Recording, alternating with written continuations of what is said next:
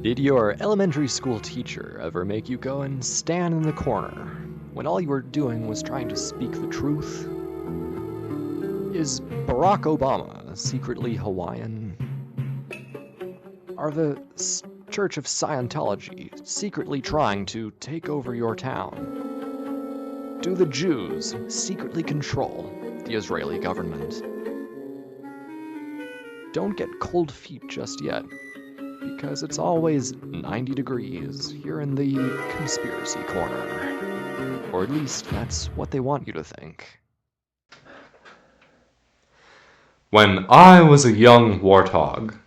When he was a young warthog. I went to a science center planetarium. He went to the science planetarium. And I saw the 2008 Brendan Fraser movie, Journey to the Center of the Earth. I don't want to repeat that because that's really sad. That's so very, very sad. What about the 2008 Brendan Fraser to the center of the earth? The Journey. When I saw it, it was also heckled the whole time by Black Science Man himself, Neil deGrasse Tyson. I love Neil Armstrong. Me too. It was awfully brave of Black Science Man to step foot on the moon, but somebody had to do it. Ah, yes. Not to be confused with the guy that was doping on his, Tour de France or whatever bike trip, or the black man that we're talking about right now, who's incredibly smarter than us and holds a lot more sway in the scientific community. But this here on Conspiracy Corner, hosted on some topic, the Conspiracy Corner? No, you're supposed to say podcast, dumbass. The podcast? Yeah, well, pay attention. That's what they want you to think. Conspiracy Corner. Conspiracy Corner. Anyway, so the Earth is hollow. Why is it hollow, Brett? How does that work? What are the physics? Explain to me and our viewers, our listeners, the people who help pay my rent. Well, Brendan Fraser said so. That the Earth was hollow. Good for him. And Black Science Man said that it wasn't hollow. I don't know if I believe him. So between the two of them, I'm going to go with Brendan Fraser. I would too. The Earth is hollow. He's a very solid, reputable source. Saw it in a movie.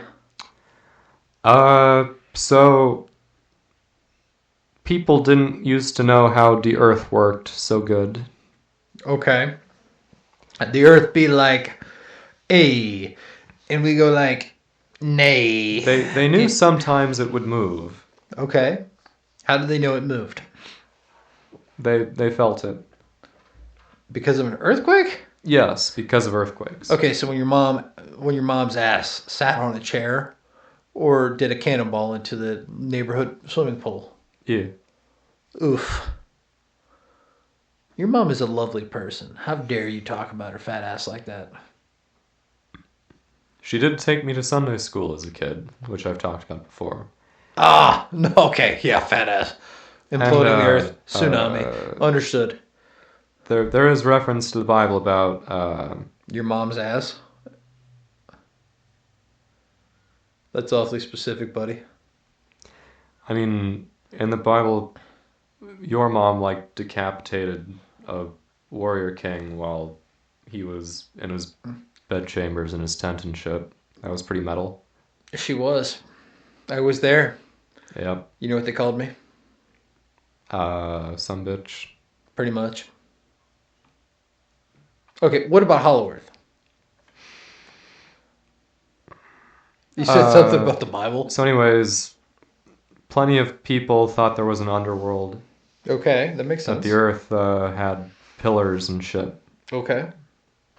That was resting on pillars that would shake sometimes and were filled with water or whatever. Which we know today is probably more of the tectonic shifting of the plates. Yeah. Or tectonic plate theory. Eventually they figured out it was roundish. They had they had shadows in the well in the Egyptian city of Cyrene, figured out, well, if it's at the same time, the same day, and umpty-ump, that the Earth ought to be rounded. So, to reconcile this idea of a curved circular Earth, the idea that the Earth moved around and rested on pillars and shit, they floated the idea of a hollowish Earth, but it really took off in the 1800s-ish, when people started floating pseudo-scientific ideas about the hollow Earth. Okay, do you think that the fact that the dinosaurs could be down there? I think it's an awful fun idea. It appears in the Jules Verne novel about the journey to the center of the Earth.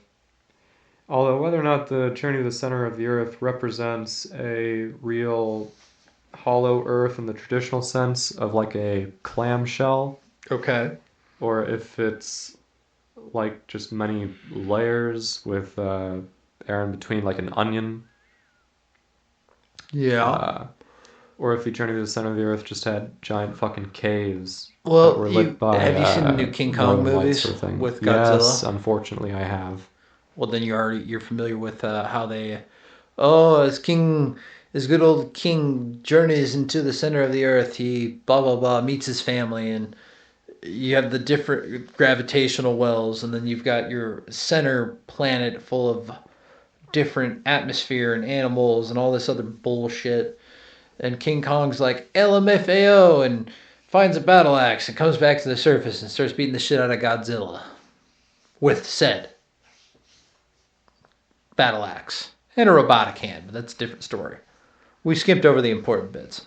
But center of the earth, it's been in pop culture for many years. Yep.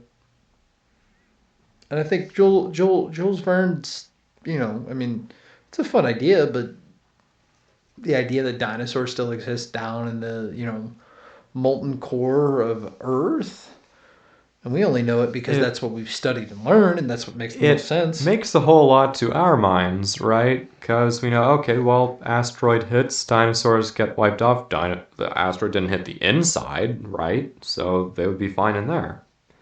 The thing is that they didn't even know that an asteroid did the dinosaurs in when Jules Verne wrote Journey to the Center of the Earth. As late as the 1940s when they did Disney's Fantasia, they were still floating the different ideas about the dinosaur extinction. About like, oh, it must have been a giant drought, or it must have been something else weird that wiped them out. Okay. Well, I don't know. I just like the idea of being able to access this mythological area and being able to explore it. You hear about the depths of the ocean and, oh, we've only explored so-and-so percentage and there's still more to do. And, it's just, it's not the last final frontier that's space, but there's something closer to home that we can go explore. I like that. I like that we can go and potentially go see the mythical area of Earth. Other people absolutely do love the idea of this mystical area that's close to home and plays into Earth mysticism as part of the appeal of the Hollow Earth. That's a big appeal of it. And a big part of the Hollow Earth theory is being able to access it, right? Whether it's through a mystical mountain or mystical cave system referenced by the Native Americans or referenced by the folks in the Caucasus Mountains. Yeah. As well as the big one being the poles, right? Makes the most sense. There have to be big holes in the poles to let the aurora borealis out and to let people and dinosaurs and shit in and out. I feel like it's a stretch. Like, I don't see the science. Like, the radiation is the weakest there, so it's that difference in I don't know, space jizz just happens to open up a gate to the fucking center of the earth. Yeah, I mean, it's not scientific to begin with, but the appeal of the poles, right, is not just the aurora, but it's also the force that draws the needle, right? Okay. It's the magnetic north or the magnetic south. And it's also the inaccessible remoteness of it, right? It's just how horrific it is up there and how hard it is to get there.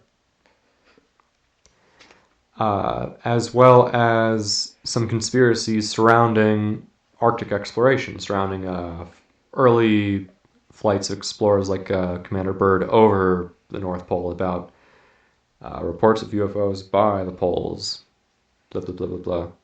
Well, okay. There's a lot of conspiracies about, somebody like Google who has satellites mapping the poles is trying to obfuscate and cover up the poles when really it's just trying to stitch regular squarish places into a nice point at the pole. Or really it's just these flight logs from the 30s that have been tampered with. It also has to do with good old Hyperborea. What? It also has to do with, Welp?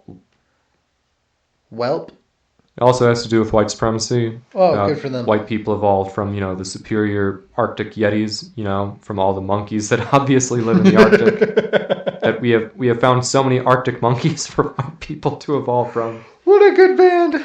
Who would obviously be more advanced than any other monkeys that lived anywhere else, because obviously they would turn into white people. Brett, in your past life, were you a Arctic monkey? I mean, I'd have been a Swedish and Finnish monkey, absolutely. Oh, good for you. Yeah, a reindeer herding autistic monkey. Fucking Christ. So if Hollow Earth did exist, because on Controversy Corner we're a little skeptic. Could it be real? Maybe. Could it be fake? Definitely. I like to think... How would you get there? I like to think that here in Conspiracy Corner we have a bit of a hate the sin, love the sinner attitude. I love the sinner. Yeah, I like to think that conspiracy theories have appeal for reasons. Okay. Right? And sometimes they're not great reasons, but they are some reasons that some people find some appeal in them. Doesn't make them true or falsifiable or anything. It doesn't mean that all conspiracy theorists are great people, but it does mean that maybe they ought to be pitied. Well, how would Hollow Earth explain tectonic movement? How would it explain the I don't know, isn't the rotation of the Earth a direct resultation of how the magnetic poles work? Like, isn't one the cause of another? Well, again, for a long time, it has been a great mystery about the internal workings of the world. I think we talked on another conspiracy theory corner about continental drift, about how it took up until the invention of the nuclear submarine and stuff in the Cold War to really get down to the bottom of the ocean floor and measure the striations of magnetic material in the ocean floor to determine that, the continents really were drifting over jillions of years. And before then, people favored catastrophic theories for how they have changed over time. And so, again, it's only in the 60s that we get modern theories about earthquakes and tectonic plates. So, for people to have weird ideas about the hollow earth and to say that earthquakes don't fit them, I feel like it's not a super valid criticism. Why? What do you think is appealing about the hollow earth besides dinosaurs and King Kong? I like the idea of, even if it did exist, even if it was a thing, the idea itself gives way to... In this day and age, I remember growing up, we listened to The Age of Exploration. We listened to how There was the Iron Age, the Bronze Age. There was always this age of exploration. And right now we're going through such a tumultuous time where we are dealing with AI. We are dealing with potentially going to Mars with SpaceX and Elon Musk. And, you know, it's all these things where we got to live at the edge of something unknown while also still having this, you know, what we currently have in the present. And I like the idea of, oh yeah, here's this unexplored bit. And in my head, it's like, oh yeah, let's go explore the center of the earth. Even if it's fake, even if it's not true. I really don't believe it's not, true, because it just doesn't make sense from a physical standpoint in my head, from what I know scientifically.